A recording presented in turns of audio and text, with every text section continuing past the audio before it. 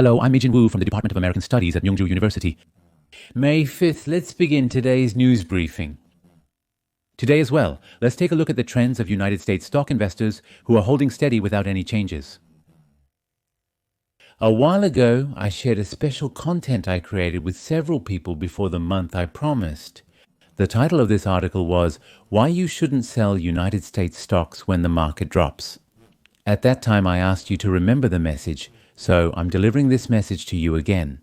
Do you remember this? We left the Korean stock market behind and have been investing in the United States stock market for a long time, and that's because the historical returns of the United States stock market have been high. For example, from 1928 to now, the average annual return of the S&P 500 is about 8%. From 2015 to the present, investors have enjoyed an impressive 12% return, making the United States stock market highly attractive. But if you exclude the 10 best days, the days with the highest returns, from the calculation, this figure drops significantly from 1928 until now. If you miss just the 10 days with the highest stock returns each year, the plus 8% would turn into a minus 13%, and the plus 12% would drop to a minus 10%. So trying to predict the exact timing of the United States stock market and getting in and out is actually the worst way to invest in stocks. Therefore, the most important thing is to stay invested in the United States stock market for the long term. That's the message I want to convey to everyone. And over the past 9 trading days, the United States stock market has continued to rise without a single day of decline. So, this was a good opportunity for us to reflect once again on why we shouldn't leave the United States stock market. As I expected, all the viewers who watched this broadcast with me probably felt firsthand over the past 9 trading days, or even the past 2 or 3 weeks, that the United States stock market hasn't fallen and has continued to rise, so it's important to stick with the market and maintain your investment plan. Then let's start today's United States stock market news, which is being delivered on Children's Day, May 5th. This is today's broadcast. I will begin by recapping last week's United States stock market performance. Last week, as many of you already know, it was a period when the United States stock market officially announced its earnings. As you can see now, most of the major indexes have shown a positive trend over the past week. Especially the tech stocks that we pay attention to mostly went up, and only a few stocks like Apple and Verizon stayed in the negative range. So overall, the market has seen a lot of upward momentum, and the tech stocks in particular have shown a lot of green, which means the market has generally been on the rise this week. That's how you can interpret what you're seeing here. Last week, the S&P 500 rose by 2.93%, the Dow Jones by plus 3%, and small cap stocks also went up by 3.2%. The Nasdaq 100 went up by 3.44%, making Nasdaq the main driver of the strong upward trend. That's how you can see it. If you look at the performance by sector of the 11 sectors that make up the S&P 500, you can see the results. The industrial sector increased by 4.32%, performing the best. Technology came in second with a 3.90% rise, followed by financials, which grew by 3.62%, also demonstrating strong performance among the sectors. If you look at the worst performing sector, energy actually fell by 0.5%. Last week, energy stocks alone dropped, and currently the downward trend continues. That's why I only looked at the energy sector's chart. This is how the data is organized. Next is the market overview. Last Friday, the stock market performed very well. It went up from 40 to 56. Among the 500 major companies that make up the S&P 500, more than 56% of the stocks have now entered a short-term momentum upward trend. It's a very rare phenomenon. Even the long-term trend has dropped below 40%. Now, among the sectors that make up the market, more than 40% have also recovered their long-term momentum. The market hasn't responded directly to the news, but in this environment, expectations can rise. That's how you should view it. Next is Byung-dong-seong, Jisoo, and Vince. If you look at Vince's history, you can directly confirm that the volatility decreased a lot as it went down to 24 or 25. And the Fear and Greed Index has also risen significantly. Before the market opened on Friday, it was at 42, but then it surged up to 54. So now you can feel the excitement in the market. Even in the midterm, as long as there are no sudden issues, a positive sentiment is developing as we move into a more optimistic phase. Next, let's look at the detailed analysis and market score that were mentioned in last Saturday's broadcast. This time, the market score, which predicted the market accurately, is still in the 42 range, showing a neutral stage. This doesn't indicate instability, so no need to worry. It can be seen in a positive light. Last week, I checked the performance of the United States stock market's top picks. The semiconductor sector, particularly technology, performed best last week. They rose by up to 49%, which is impressive. The second best performer was Palantir, which went up by about 10 to 20%, making it the second best. On Friday alone, it surged by as much as 7%. For reference, Palantir's earnings results were announced today, so due to the earnings results, there was a lot of volatility, and the stock price could either surge or drop. That's what you can see here. Third was Vista, which rose by 9.98%, almost 10%. 9.09%, Taiwan Semiconductor Manufacturing Company plus 8.59%, Uber plus 8.40%, MicroStrategy plus 6.96%, Talon Energy plus 6.80%, Broadcom plus 5.89%, Celestica plus 5.64%, Innodata plus 4.73%, and Nvidia plus 3.14%, 2.74%, Alphabet plus 1.28%. Tesla plus 0.79 and 0.78%, 94,770. Amazon rose by plus 0.52%, ending the upward trend. At the end, only a few stocks fell during the week, and among them, Nextracker dropped by 3.32%, making it the most notable loser. The United States stock market maintained an upward trend throughout last week. However, it was last Friday that performed the best. In fact, the 1.39% on Friday, the 1.47%, and the 1.51%. Today, I'll explain why the United States stock market performed so well last Friday, which was the best day of the week. There was some very good news in the United States stock market, and it came directly from the employment report. The market outperformed expectations, so there was no reason for the United States stock market to decline. This is the right perspective. In April, non-farm payroll jobs rose by 177,000, surpassing market forecasts. If so, the consensus was exceeded by up to 130,000 people. The temporary staffing sector is currently the weakest part of the United States job market, which is likely to significantly affect the United States economy via its impact on the labor market. Especially since the gross domestic product showed minus growth, concerns about the economy have become much bigger. However, if you look at the recent employment figures, the number of temporary workers has dropped more than expected in the market, which means the United States economy is weakening. Currently, United States companies are laying off people and reducing employment, and this news is being delivered to the market. And the unemployment rate also remained at 4.2%, which was in line with market expectations and the same as the previous month. An unemployment rate of 4.2% actually means almost full employment. The market remains stable because a recession is still distant, as evidenced by the data. This is the appropriate perspective to have. At the end, the average hourly wage rose by 0.2% compared to the previous month, but the market consensus was plus 0.3%. And compared to last year, the market expected plus 3.8%, but the actual figure was a surprise, coming in lower at 3.9%.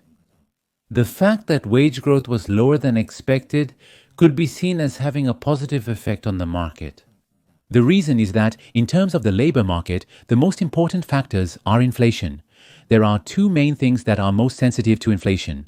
The first is housing costs, and the second is wages. So the fact that wage growth was below expectations is not as much of a concern for inflation as people might think. That's how I would summarize it. So, the United States economy looks solid, and inflation also appears to be under control.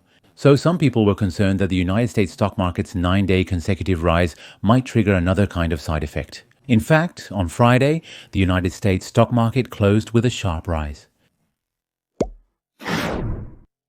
So like this, the United States stock market has managed to maintain its upward trend for 9 consecutive days. This is the first time in 21 years that we've seen such a remarkable upward trend. Now, the important thing is whether this upward trend will continue from today onward or if it will start to slow down. Let's listen to the outlook on this. For this article, I will read only the parts that I have summarized and highlighted for you. The S&P 500 continued to rise in September, recording its highest performance in 21 years. During this period, the S&P 500 rose by nearly 10%, and the fact that it increased by 10% in just 9 days is remarkable. It was a rare, unusual upward trend that seldom occurs. There are two main reasons why the United States stock market could rise so sharply in such a short period. The first reason is expectations for an economic soft landing. This is because, compared to before, there is now a more positive outlook on the possibility of a soft landing for the economy, and such expectations are rising. The second reason is the strong performance of the stock market in April, which was highlighted in the recently released employment report. And there was one more thing, but it didn't come out here. The personal consumption expenditures report was excellent, indicating low inflation and a solid United States economy. It doesn't get better than this. The United States stock market decided to continue rising in this manner. But if you look at the past history, there is a possibility that a strong rally may not necessarily lead to a reversal of the trend. If you look here, according to Dow Jones analysis, after a 9-day consecutive rally, the average return 6 months later is only 2.4%. A disappointing figure is coming out. If you look at this chart based on the S&P 500 index, it shows the historical statistics of how stock prices have changed after more than 9 consecutive days of gains. Specifically, the changes in stock prices 1 month, 3 months, and 6 months after such rallies. Now, if you look at the probability that the United States stock market will continue to rise, the probability that the United States stock market will be higher 1 month later is 55.6%. 3 months later, it's 66.7%, and 6 months later, it's 63%. It's not as high as you might think. And if you look at the average rate of increase, after 1 month, it's plus 0.4%, after 3 months, it's plus 2.6%, and after 6 months, it's also plus 2.6%. Rather than what you might expect, the results are a bit modest according to the statistics. If you look at it this way, that's what you get. However, the most recent results are a bit more positive. In 1995, 1997, and 2004, the market continued rising after 6 months of gains, following 9 months of decline. However, in 2004, the return after the 9-month decline was only 0.6%, which was quite minimal. This is how the information is organized. Next, I will listen to the expert's opinion. Whether this rebound is a temporary rally or the beginning of a full recovery will become clearer in a few weeks. The decision will be made soon. That's how I see it. This is Jason Goofpent, a guest of the Sentiment Trader. Let's listen to Goofpent's opinion. The divergence of top-performing stocks is a recent trend. What's causing this? If, after 1 or 2 weeks, the stock price continues to rise steadily but doesn't fall more than 3% even during a pullback, this is a very unusual situation in the market. So, if over the next 1 to 2 weeks the stock price continues to rise steadily, or even if it falls, it doesn't drop more than 3%, then you can directly assume that this is possible. This is how you can interpret it positively. I've prepared the chart as you asked. The dividend payout ratio exceeding 60 indicates the company is in a very aggressive dividend situation. I urge caution to shareholders, including Mijiwon and others. Looking ahead, unless the stock market continues to rise or fall, this kind of historically short period, just 9 consecutive days of gains in the United States stock market, is an impressive achievement. That's how I see it. It was a time when extreme fear dominated the market, and due to uncertainty about related issues, it was impossible to predict what would happen next. That's why we haven't seen 9 consecutive days of gains in 21 years. There were a lot of investors who left the stock market, but history always repeats itself. This time was no different. I've said it many times before, but people always say, "This time is different." This is a phrase that investors should be especially wary of. Let's check this part once again. But it's still too early to be sure that this adjustment is completely over, as I said before. That's what I'm thinking right now. Even though the market has rebounded strongly, we haven't seen one that keeps going up without stopping. The fact that the market has been rising for 9 consecutive days means, at least for now, that the technical possibility of an adjustment is low. It's important to lower your expectations a bit. The investment periods for investors are all different. Is that so? Because there are many short-term investors who realize profits as soon as they see a 10% rise for 9 consecutive days, this is something we can expect to happen. The S&P 500 closed at 5,686 last Friday.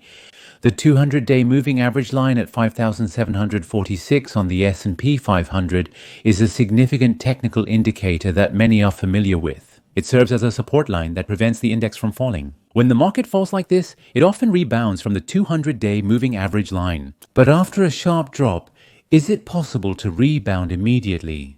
You have to recover this line for the trend to fully reverse. There is. So it's a very strong resistance line. If you look at it this way, you can see it. And if you look at the chart on the lower side, you can see that at the 5,780 level, there is a strong resistance line formed by the previous high and previous low overlapping. Now, if you go inside and take a look, here it is. This was the previous low and also the previous high, both of which are at the 5,785 level. There is another strong resistance line, and this part is also a strong 201 horizontal line. You'll see it if you look at it this way. Based on the 51-day moving average, the market has dropped over 56%, and using the 201-day moving average, it has fallen more than 40%. And the VIX also rose up to 22, recently because the trading volume was very good. If it could go over 5,750 and even over 5,800, there could be an interpretation that this adjustment has ended. So the fundamentals themselves are very good. The critical point is the strong resistance line between 5,750 and 5,800, which coincides with the 200-day moving average and previous highs and lows. The key challenge is figuring out how to break through this technical resistance. If you look at it now, this is a key point. Also, the overall investment environment is still uncertain. Interest rate cut cycle is still in its early stages. Therefore, the impact of tariffs has not been fully reflected in the economic indicators yet. We need to continue to closely monitor future economic indicators and the trends of inflation. Next, I will share an article that I wrote myself in English so that you can read it. Many people say that May is the month of partings and farewells. It's a famous saying in the stock market. Then, should we really sell and leave in May this year as well? That's something to consider. In this article, I'll try to give you a clear answer to this question so that you can make a decision with confidence. Now, sell in May and go away. Let me explain the origin of this saying. It's expressed in English as sell in May and go away. It means to sell your stocks on May 1st and stay out of the market until November 1st. This is the literal interpretation. But if you look at the origin, it actually comes from England. In England, there was a tradition among stock investors to take a break from May to mid-September. Instead of just investing in stocks, people were advised to enjoy their vacations from May to September, which is how the saying originated, suggesting to take a break and relax during those months. So originally, the stock market's performance wasn't really related to this. That's how you can understand it. But the problem is, historically, the performance actually wasn't good from May to October. After 1950, the average return from May to October, based on the S&P 500, was only about 1.8%. And during the same period, the probability of an increase was 65%, so this part wasn't that impressive. So that's the problem. On the other hand, from November to April, the average probability of an increase is as high as 71%, so the difference in the probability of an increase is quite significant. As you can see here, from May to October, the average increase rate is only 18%, which is the lowest among the 6-month periods. And from November to April, the increase rate is as high as 72%, making it the best 6-month period in a year. So if you reverse it, you shouldn't invest in stocks from May to October. And if you invest from November to April, you can get good returns. This is how the seasonal rotation strategy works. Moreover, comparing United States stock market performance over 5, 10, 15, 25, and 35 years reveals the same pattern. If you look here, you'll see two colored graphs. The green one on the left shows the performance of the United States stock market from May to October, and the blue one on the right shows the returns from November to the following April. That's how you can see the difference.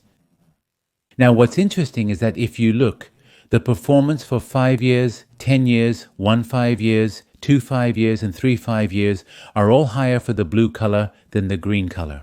So, in reality, from May to October, the returns are lower compared to the returns from November to April, and that's what is being recorded now. This is undeniable. There's also another reason. From May to October, there were a lot of bad events that occurred. For example, in October 1929, the Great Depression began. In 1987, Black Monday happened in October, and the Lehman Brothers bankruptcy in 2008 also occurred in September. So the bad things are concentrated in May and October. Therefore, if bad events occur again between May and October this year, we might be able to predict the market to some extent. Now, from here on, I will explain why things tend to go wrong in May. First of all, historically, when we look at the United States stock market, the performance from May to October has been noticeably lower than the performance from November to April. This is a historical statistic. Nevertheless, with a probability of 65%, the stock market still went up. But the probability of it rising was much lower. Moreover, the calendar effect is not a drawback. In reality, comparing the average returns from November to April reveals that the lower returns are genuine. While the returns are lower, it's still not bad, and there's no need to avoid it. Additionally, in the past 22 years, 19 of them had positive outcomes. From May to October, the S&P 500 also recorded an upward trend. The probability of an increase is as high as 86.4%, making betting against it likely to result in a loss. And then, the only year in the last 5 years when the returns from May to October were negative was 2022.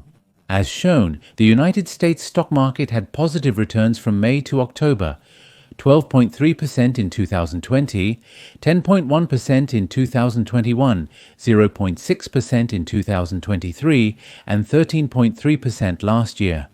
Breaking it down by just the month of May, the results become even more pronounced. In the past 10 years, 9 out of 10 Mays have shown an upward trend. As shown, the United States stock market had positive returns in May for 9 out of the past 10 years, with 2019 being the only exception.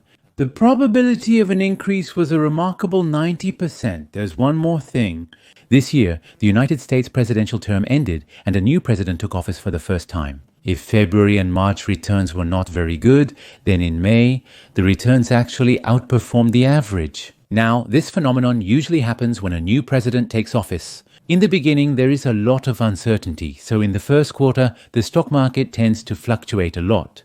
But by May, various uncertainties disappear. Overall, earnings are improving and fundamentals are strengthening, showing a positive trend. Therefore, we can expect the stock market to rise in May this year, which is something to look forward to. So, is this the typical trend of the United States stock market? From May to October, it is divided into a weak season. However, if we look at the actual performance over the years, especially recently, the probability of the United States stock market rising has been very high. And this year as well, up until March and April, there were actually a lot of investors who made significant profits. And another thing, if you look at the recent continuous rise in the United States stock market, you might feel confident that you can succeed by timing the market. Just because it's May doesn't mean you have to avoid the United States stock market unconditionally. That's my conclusion. Next, I'll read an article related to Taiwan Semiconductor Manufacturing Company in just a moment. Based on Morgan Stanley's big tech earnings results, Taiwan Semiconductor Manufacturing Company is our top pick, which is why I'm recommending it. Let's find out if there's a special reason for this.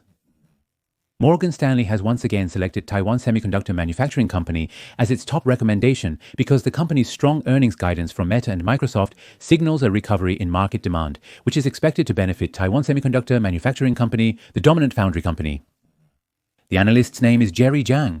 Currently, he maintains a buy rating on Taiwan Semiconductor Manufacturing Company and has set a target price of 1,288 Taiwan dollars. If that happens, it would mean an increase of about 42% compared to the closing price of 908 Taiwan dollars on April 30th. A rise of over 40% is now possible, explaining the high target price set. This year alone, Taiwan Semiconductor Manufacturing Company's stock price has fallen by about 12% in the local market, and its American depository receipt listed on the United States stock market has also dropped significantly. It's down about 13%, so what's the reason? Previously, Taiwan Semiconductor Manufacturing Company was not selected as the top pick due to semiconductor industry uncertainties. However, the situation has changed, and now all three analysts have removed Taiwan Semiconductor Manufacturing Company from their recommendations. Now let's look at the first reason. The first reason is that Meta and Microsoft announced large-scale artificial intelligence investments, and there was confidence that NVIDIA's artificial intelligence demand would remain strong, but there were still concerns about the sustainability of this demand, especially recently after Taiwan Semiconductor Manufacturing Company's surge. The concern is whether investment in artificial intelligence can continue. Since so much capital is currently being invested in artificial intelligence, people are worried about whether this can be sustained. The Meta that was announced this time, Microsoft, and the results from Amazon. And if you look at the comments, these companies are continuing to increase their capital expenditures. The initial concerns were completely unfounded, as you can see from the outcome. Second, the ultimate limitation on the scalability of artificial intelligence infrastructure investment is mainly due to the migration of demand in Taiwan Semiconductor manufacturing company's foundry business and the positive factors that offset the concerns of existing customers. Despite market rumors and articles suggesting a likely joint venture with Intel, the deal's failure is a positive outcome for Taiwan Semiconductor manufacturing company. It protects shareholder interests and avoids conflicts with existing customers. Finally, let's discuss the Federal Reserve's upcoming interest rate and balance sheet policy announcement, expected after May 7th. According to the company's explanation, the possibility of passing it on to customers is very low. What does this mean? Taiwan Semiconductor Manufacturing Company is actually a monopoly in the industry, so there is no one to compete with. The gap between Samsung Electronics and Taiwan Semiconductor Manufacturing Company has recently widened further, ultimately favoring Taiwan Semiconductor Manufacturing Company. Because of the monopoly, when prices go up, if customers accept it, Taiwan Semiconductor Manufacturing Company has no reason to lower them. This is the kind of expectation they can have. Taiwan Semiconductor Manufacturing Company is investing $16.5 billion in the United States, which is expected to help them maintain strong price competitiveness despite tariffs. The outlook is very positive. If you break down these three main uncertainties, you can see the overall storyline.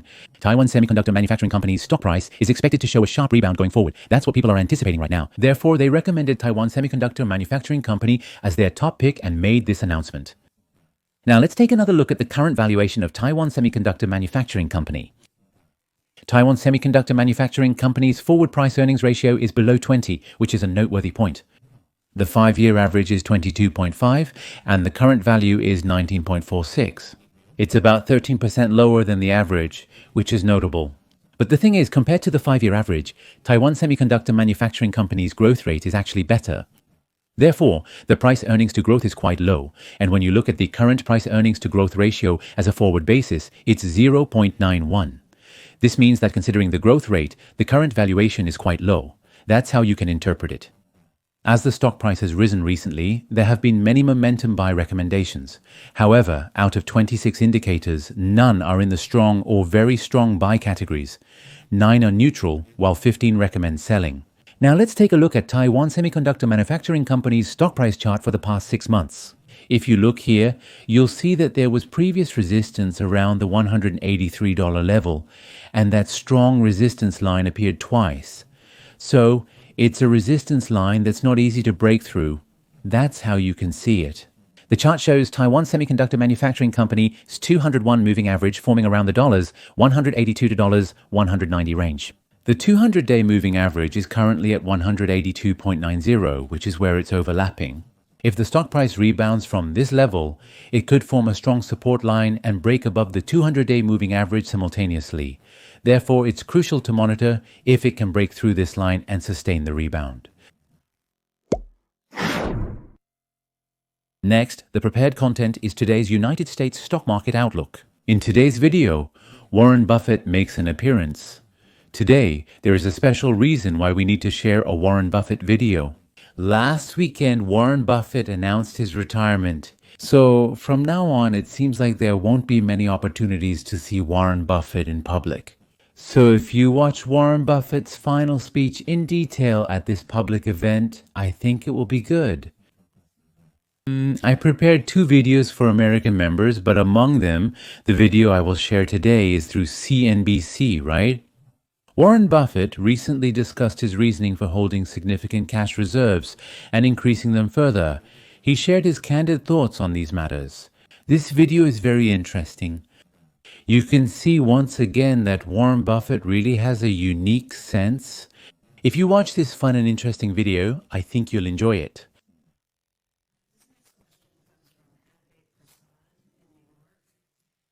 He writes today, Berkshire holds over $300 billion in cash and short-term investments, representing about 27% of total assets. A historically high figure compared to the 13% average over the last 25 years. This has also led Berkshire to effectively own nearly 5% of the entire United States Treasury market. Beyond the need for liquidity to meet insurance obligations, is the decision to raise cash primarily a de-risking strategy in response to high market valuations? Or is it also a deliberate effort to position Berkshire's balance sheet for a smoother leadership transition? Translation is maximum flexibility in America's financial decisions. Also, Mike Conway raises questions. Could you possibly share your pain with us? Yes, yes, yes, yes. Yes, yes, yes.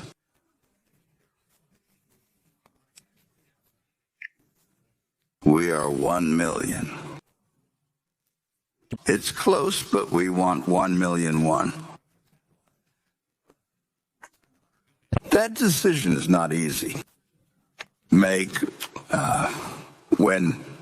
when something is offered that makes sense to us and that we understand and offers good value, and where we don't worry about losing.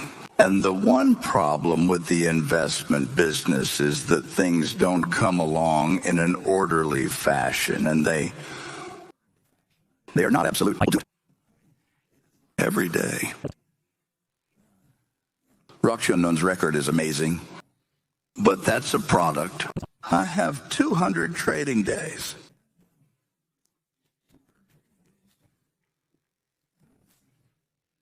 It's been over 80 years. I've had 16,000 trading days. We've had 16,000 days of practice. I thought it would be nice if I could get 4 opportunities a day. And when I got that opportunity, when I got that opportunity, when I got that opportunity, when I got that opportunity, when I got that opportunity, when I got that opportunity, it was 40%. So the question is, how much did we invest? But we are that kind of industry. So we try to be as transparent as possible. 그리고 and I did so many things every day. If we did 5 things in a day, when we did 50 things, and when we couldn't really focus.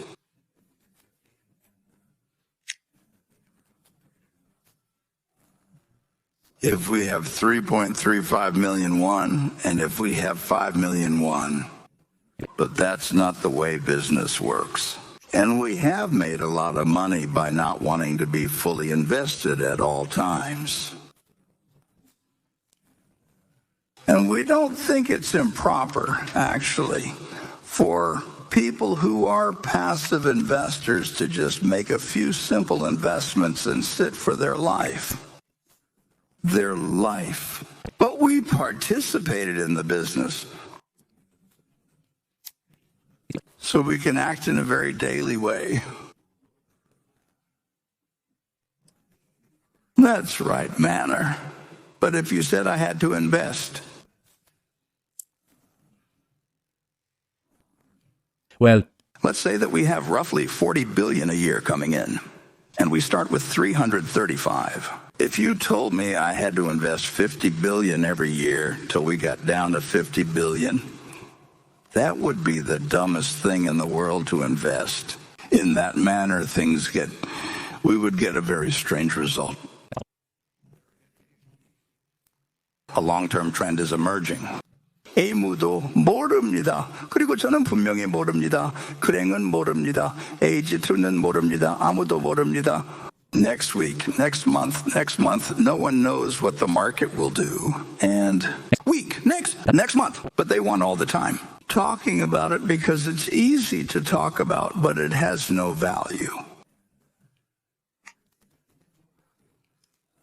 I've never found anybody I wanted to listen to on this subject. And on the other hand, I've found that leafing through things like that big Japanese book that I can't read anymore. No, I'm sorry.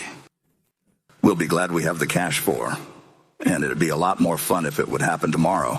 But it's very unlikely to happen tomorrow. Very, very unlikely to happen tomorrow. But it's not unlikely to happen in 5 years. And then the probabilities get higher as you go along. It's kind of like death. I mean, if you're 10 years old, the chances that you're going to die the next day are low. get to be 115 or something like that. It's not a good probability, especially. The last prepared article is the update highlight of Strategy MicroStrategy. Personally, I think the most efficient way to invest in Bitcoin is through strategy stock. In this earnings result, I was able to confirm this part once again. I think I have to wrap up the broadcast here today. This article was read by an artificial intelligence voice that mimics my voice. Thank you all for being with me from my very first broadcast in this new week until the end. We will keep watching the United States stock market together until the day we all retire from investing. Have a happy day. Thank you. On Friday, there was the earnings announcement for strategy ticker MSTR and an earnings conference call.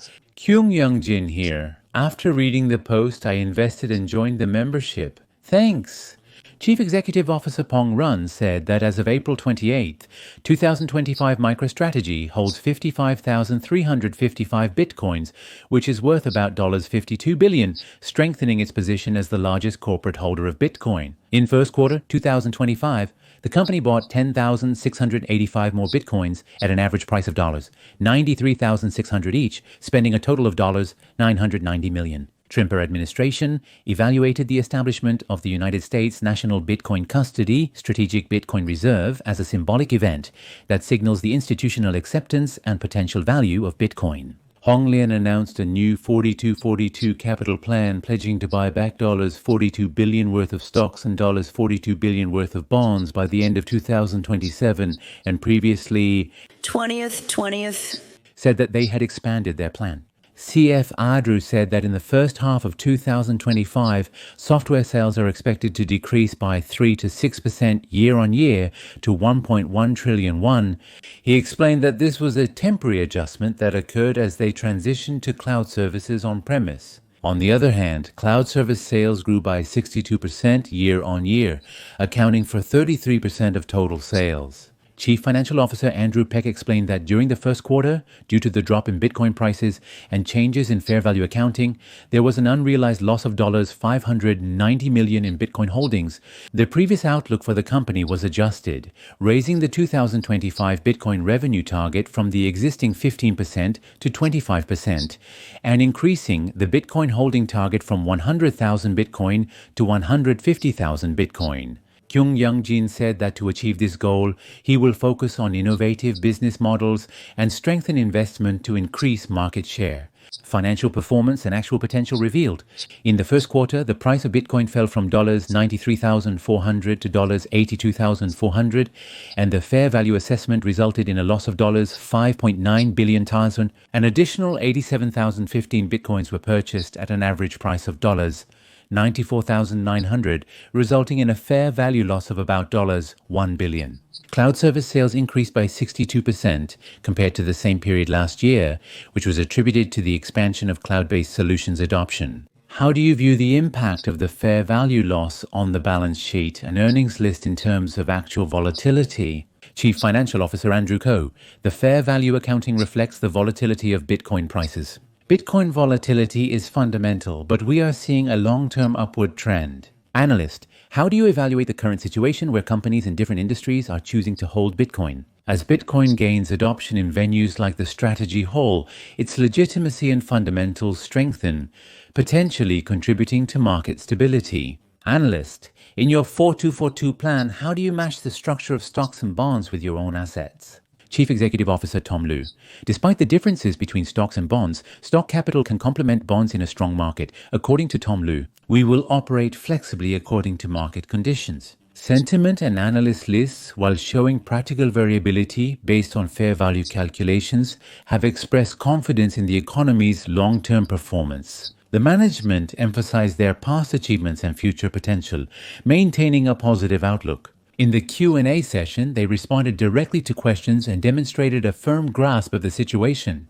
Compared to the fourth quarter of 2024, there was a stronger emphasis on the expansion of Bitcoin's reach and the company's self-sustaining plans. By segment, the quarter-over-quarter comparison was 42-42.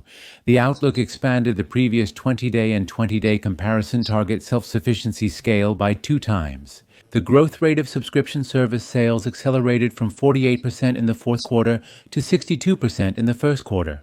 The number of Bitcoin holdings increased from 47,107 in the fourth quarter to 55,355 in the first quarter, and aggressive buying continued. Gayong Yongjin adjusted the target for Bitcoin acquisition and sales, as well as monthly transfers, and expressed confidence in the company's future performance. Analysts' interest shifted from the initial selection stage in the fourth quarter to the implementation and scalability of 4242 plans in the first quarter. The fundamental price volatility of Bitcoin on exchanges like Weem and Ulysses underscores the unrealized losses of $5.9 billion in the first quarter, but overall the main risk remains. Analysts' concerns remain about the volatility of Bitcoin, the maturity of the spot market, and its overall efficiency. Kyung Young Jin stressed that expanding institutional adoption by adding Bitcoin to portfolios is crucial for enhancing market efficiency. In the latest earnings call, Michael Saylor of MicroStrategy stated that the company's strategic capital management plan for the first half of 2025 is closely tied to aggressive Bitcoin purchases and a balanced approach to capital allocation, maintaining a 42-42 ratio. Strategy announced plans to allocate 25% of their target to Bitcoin and 150 billion won to other assets. He expressed confidence that this strategy will enable stable asset management and maximize shareholder value. Although Bitcoin's volatility remains a challenge, the management emphasized transparency and scalability, reaffirming their commitment to leading the way in legal Bitcoin adoption. Han Madi of Mion. Strategy has reaffirmed its aggressive Bitcoin stance in its 2025 first quarter results announcement, expanding its Bitcoin holdings to 55,000 coins and raising its target for Bitcoin acquisition from 15% to 25%. In addition, through the 42 self-management plan, they announced a goal to reach 42 trillion won each in stocks and Bitcoin-type assets by 2027, and clearly stated their intention to simultaneously secure both stock repurchase and additional purchase resources. However, in just the first quarter, the company posted a net loss of about $5.9 billion due to fair value losses, which highlights the risks that could arise from short-term fluctuations in Strategy's stock price, fundamental changes in the Bitcoin market, and external factors such as regulatory environments. In conclusion, I believe that this actual result and the capital procurement plan provide a strong positive momentum for Strategy's stock price in the mid to long term. Currently, for individual investors, investing in Bitcoin remains the most efficient investment method to benefit from its rise. Thank you.